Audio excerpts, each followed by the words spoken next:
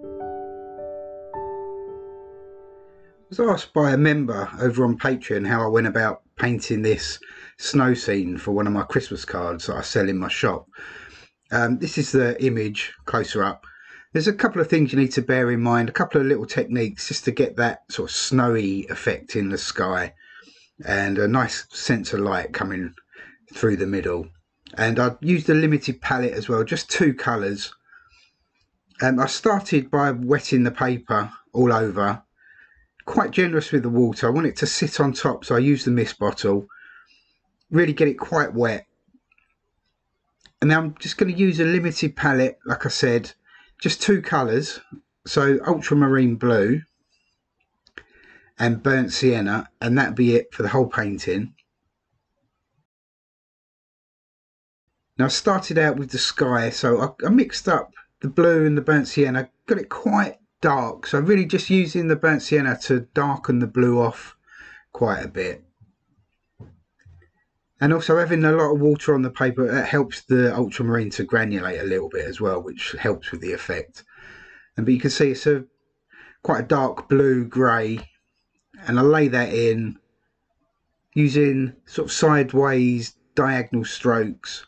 I want the impression that it's maybe a bit of a snowstorm going on, so lay that in and allowing it to mix with the water, allowing it to run around a bit as well. And now varying the mixture as I go. As always, you want to get as much variation in there as you can. And now just dragging the paint around, taking care to leave some white areas behind. We need a light source. And now I think in the original painting there's a little, like a suggestion that there's a bit of a lamp post. So I'll leave some light there just on the left.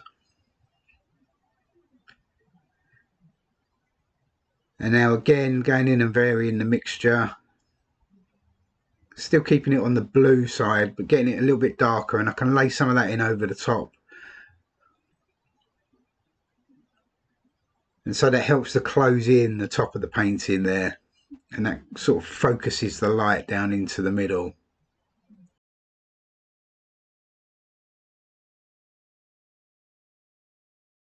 Already starting to look like quite a nice stormy effect going on there.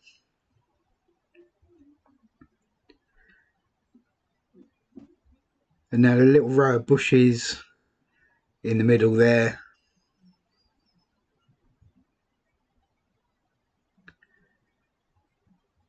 And now I can bring some of that colour over the snowy ground area.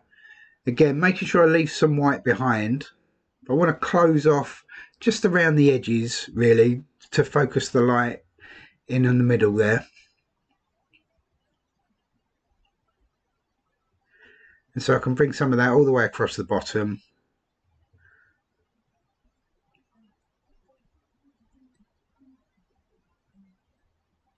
And now completely closed in all the way around the outside, so it really pushes the light right into the middle.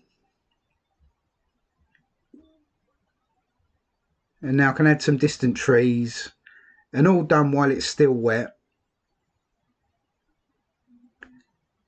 And it's not much more than just a broken shape really that's going to go off into the distance, but it will soften as it all dries. And make sure I don't get too hard an edge across the bottom of the row of trees there as well, so it looks like there's a bit of a snow drift.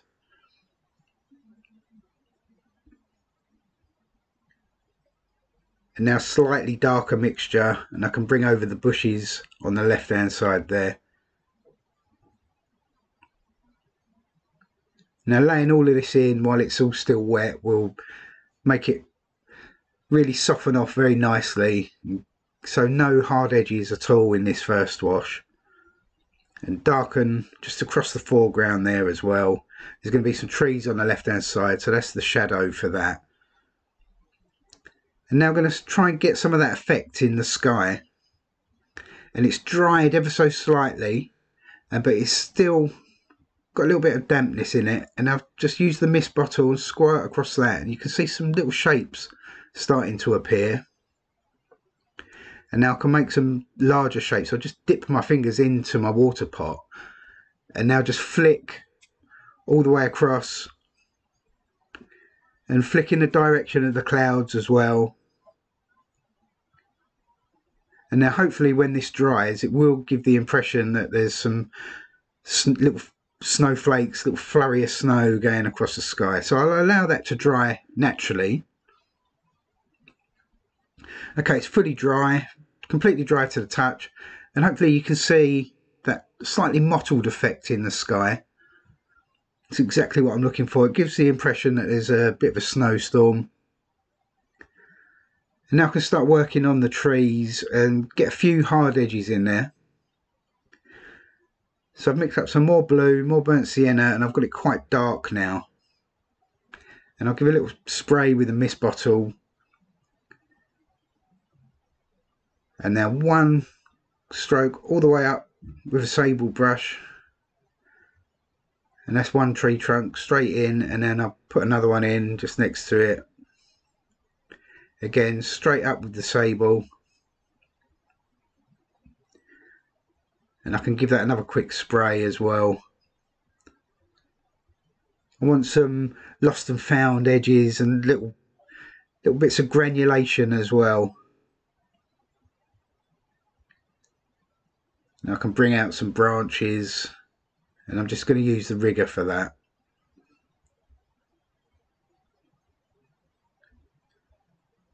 Now just tie those shapes down into the land.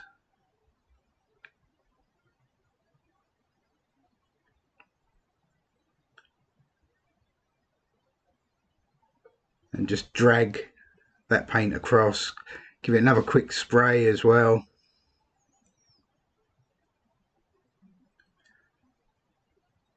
And now tease out a few more branches.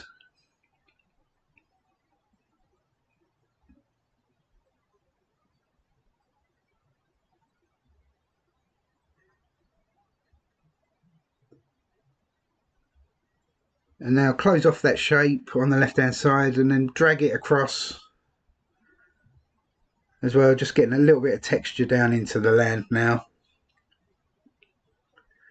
I can have the hardest edges in the foreground, and that will help with the perspective.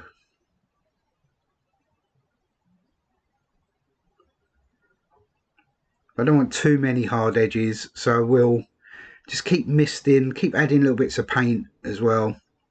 So I've just mixed up some more blue, and I can lay that back in. And I want to get some texture in these trees, and hopefully it'll look like some bark.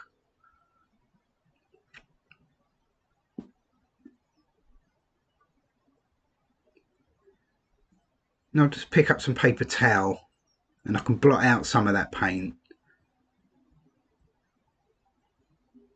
And I want to give the impression that there's some light shining from behind those trees. And so by blotting out some of the paint, it really helps with that. Also softens the harder edges there. But now I can go back in and drop some dark paint in there.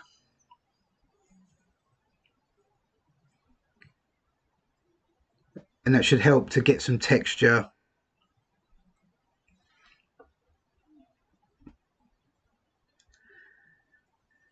And so essentially I'm laying paint in, blotting bits of paint out, giving it a little spray, laying back in again and allowing it to run and move around and hopefully granulate a tiny little bit as well.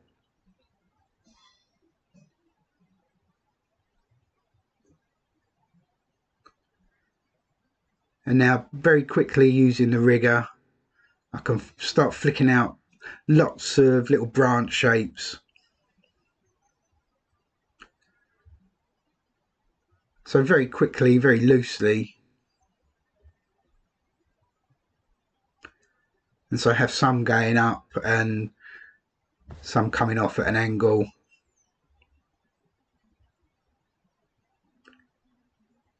Not really looking at it too much, but working very quickly.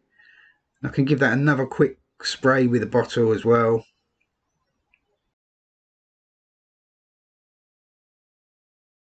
Now I'm using a sable rigger for this, but thinking about it, I think maybe a synthetic rigger may have been better. Can get some more broken edges with a synthetic where it doesn't hold as much water. But I've started now, so I'll just stick with this brush.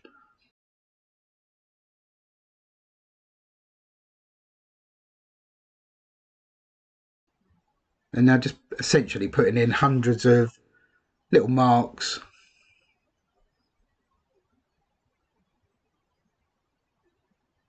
And kind of having them going in the same direction of the sky. And also I can go back in with the paper towel and blot out a little bit more paint.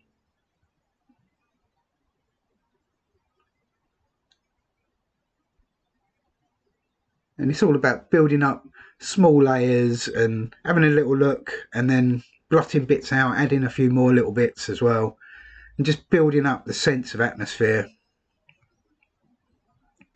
Okay, now there's that lamppost that's off behind the tree, and not much more than a little line there.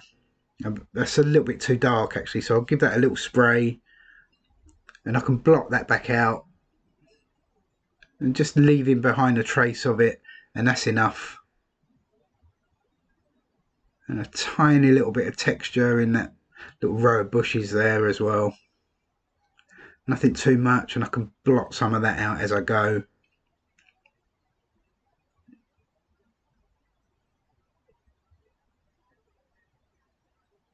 Okay, I think I need a few little marks in the distant tree line, so I gave another little spray with a mist bottle. And really, very simply, just suggesting a couple of tree trunks, not too many, just 2 or 3. And that's more than enough really to create the illusion, I suppose, that there's something going on over there.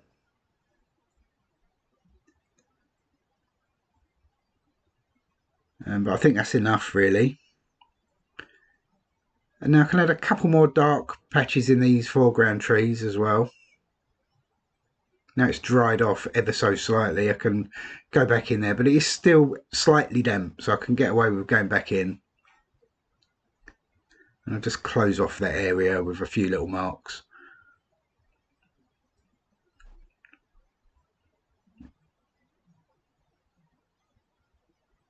And now a few little marks again, just down in the snow area.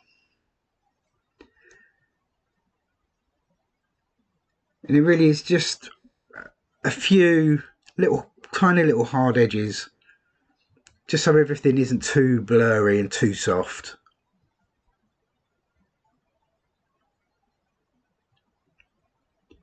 And I'm just going to use the rigger for that as well. Pick up some very wet paint and lay that over the top. And that softens a couple of those little edges. And drop a little bit of blue in there as well. Was like a blue shadow in a snow scene. But I'm just going to dry that now. Okay, I'm just going to finish off and add the little figure. And so somebody out walking their dog. I'd say it's like a winter's evening type scene.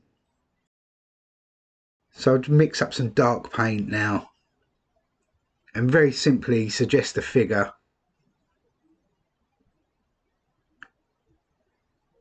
And so I'll just pick the spot for the head and really just a little dot for the head. And back in, same dark paint.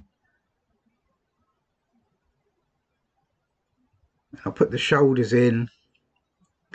And I want it to look like the figure's walking away from us. So a little trick you can use to make it look like that is to sort of close the gap between the head and the shoulders. So I have the shoulders right into the little dot for the head, and it should make the figure look like he's walking away. If you want a figure to look like they're walking towards you, you can leave a tiny little space between the head and the shoulders, and it kind of instantly flips them around. So just bring the shape of the torso down. and very lightly to start off with, a couple of legs. And now again, if you want to make a figure look like they're walking, just have one leg slightly longer than the other.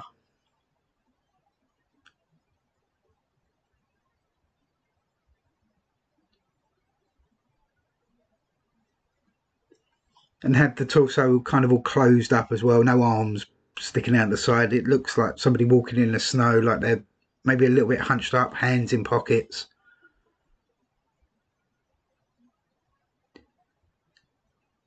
I'll start working on the dog now. Dog's quite tricky really, but I just think very simple. Again, tiny little dot for a head and a little curve for the back, and bring that up for a tail.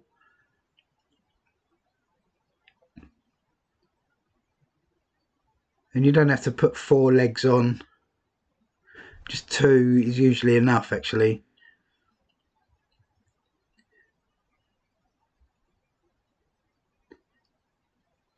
When you're looking at a painting of a dog, you kind of know it's a dog. You don't have to have all 4 legs there rooted down into the ground, just 2. You kind of know that there's a couple more legs on the other side.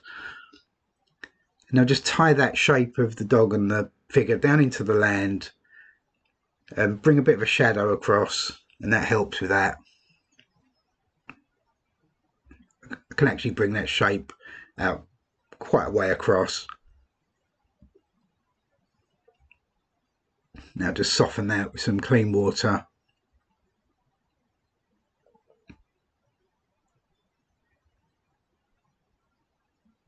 I think we're pretty much there. Just a couple of finishing touches. A little bit more dark across the foreground. And just a couple of scrubby little marks really, just to really bring the foreground forward and push the distance back. And so, like I said, save your hardest, darkest edges for the foreground.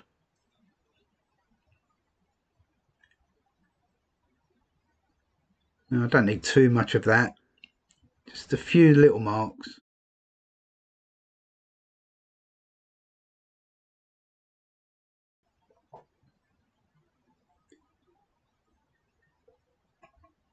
I'm just going to blot out a little bit of paint on the figure there.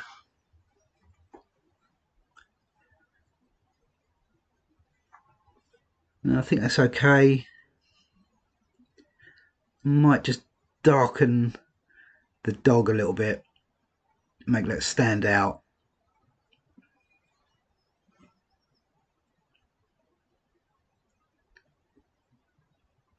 And just very simply dropping a little bit of dark paint in there.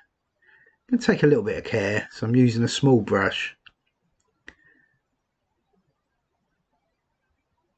And a tiny little bit more dark on the figure.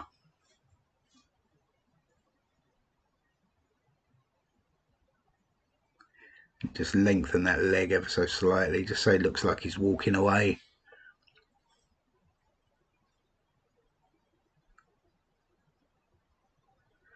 Okay, that's the finished painting. Just take the tape off so you can have a look. And so it's a nice little snow scene there, just using the 2 colours, ultramarine blue and burnt sienna. Really like working in a limited palette. I've mentioned it quite a few times on this channel, but I really do see quite a lot of benefit in working in a limited palette. You can't really go wrong with colour harmony, so find a couple of colours, 2, 3, maybe 4, but really no more than that, and you can't go wrong. So do give it a go, let me know how you get on. And if you're a member on Patreon, you can always ask me any suggestions or anything you want me to paint. If you've got any requests, then let me know. If you're not a member on Patreon, then sign up. It's only $5 a month for the basic. Then you get access to all my videos, and like I said, you can ask me for requests or to do new versions of any of my paintings, or if there's anything you want me to paint at all from your photos, then you can let me know over on there. Anyway, so thanks for watching everybody, and I'll be back again next week. So until then, bye for now.